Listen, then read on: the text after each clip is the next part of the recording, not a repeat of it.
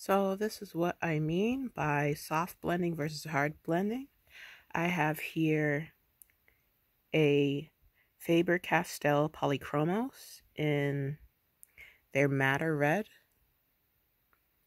but you can do it with any pencil. You want to put light pressure, very light pressure, almost nothing, and use the flatter side of the pencil, and that will create a soft layer that you can blend upon. This is in my sketchbook. It is a rather toothy paper, if you can hear it. And you just want a very light pressure if you're trying to blend. You don't even need like a blending pencil. So I'm going to do it again, but I'm going to do it with, I'm going to create a gentle blend here, a gentle layer, very light pressure.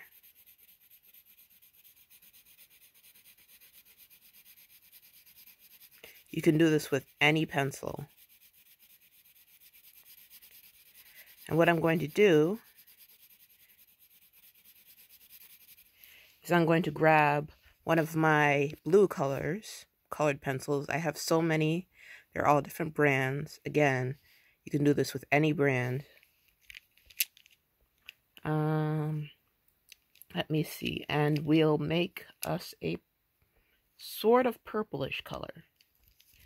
So I used the Polychromos pencil first. And now I'm going to use, what is this? A Prismacolor. And this is in the slate. And we're going to do gentle pressure again. And you see how all of a sudden it's starting to turn purple. This is how you blend. You keep using different layers and decide if that's too purple. You go back to your madder red and you have a warmer purple. And I'm coloring it in two different directions, as you can see.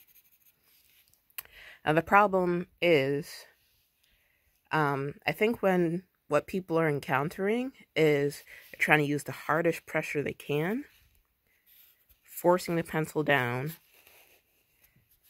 and doing stuff like this.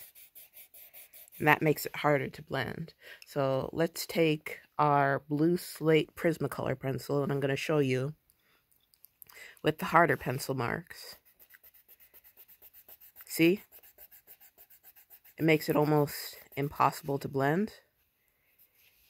If I were able to zoom in, yes, I can. You can see that we're seeing two different colors as opposed to our blended color here. And so these two effects can both be useful, but when you're trying to make a soft contoured item like a piece of fruit, a ball, a marble, you have to know when to use them. So let's say we're just going to draw a circle.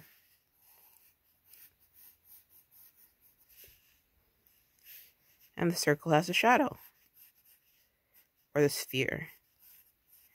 It has a sort of oval sphere, and the light source is coming from up here.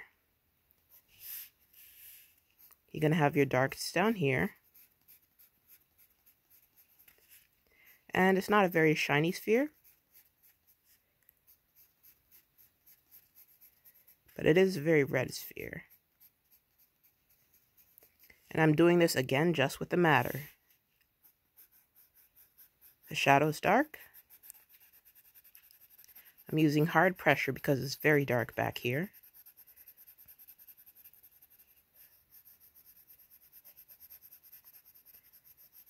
and then very light because the edges are going to be soft.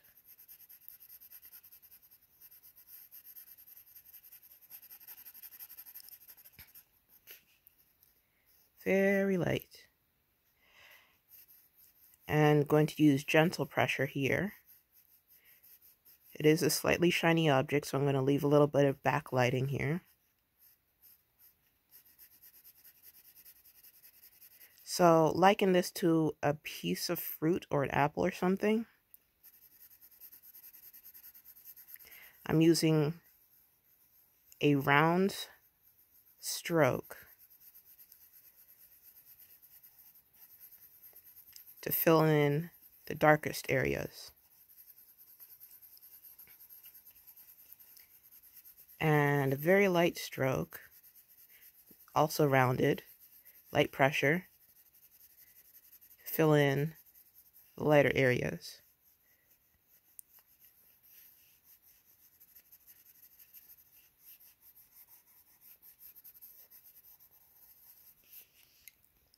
We're going to take our blue slate Prismacolor pencil again.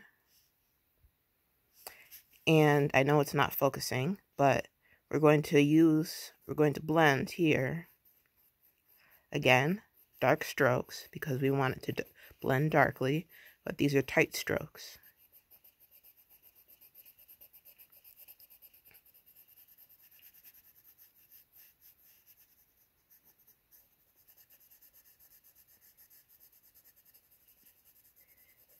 And I'm using my round circular motion to gently blend out the edges because I don't want a hard shadow here. As you can see, it started to turn purple, which is what I want for this drawing. And so I'm going to start with the ball here. And this is a good trick. You want your shadows to be either warm or cool or neutral, depending. I could talk about that later. It just makes your image pop. So we have our spherical object here. Going to add some blue, our blue slate, because it's part of the reflecting light. Then you get harder strokes here, because this is part of the shadow. But we're going to lighten up on the pressure as we move towards the light source, which is up here.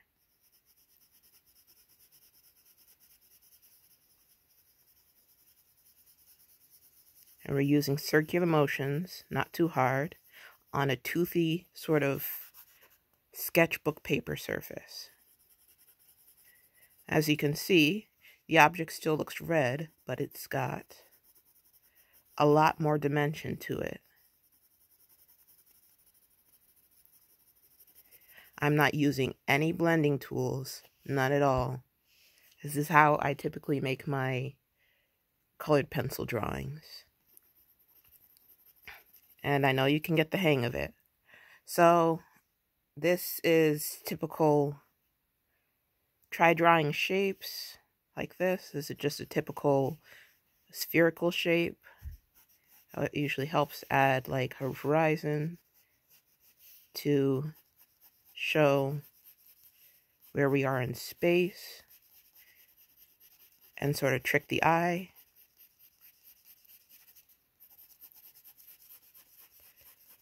And I'm getting darker farther back. And again, I'm using very light pressure to shade and show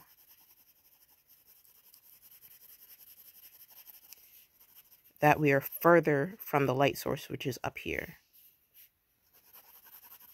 And we're closer to the light source up here, so it's going to be very light. So hopefully this helps. And this is what I mean about soft blending. Just gentle, very light strokes with the pencil. And hard blending and hard pencil marks.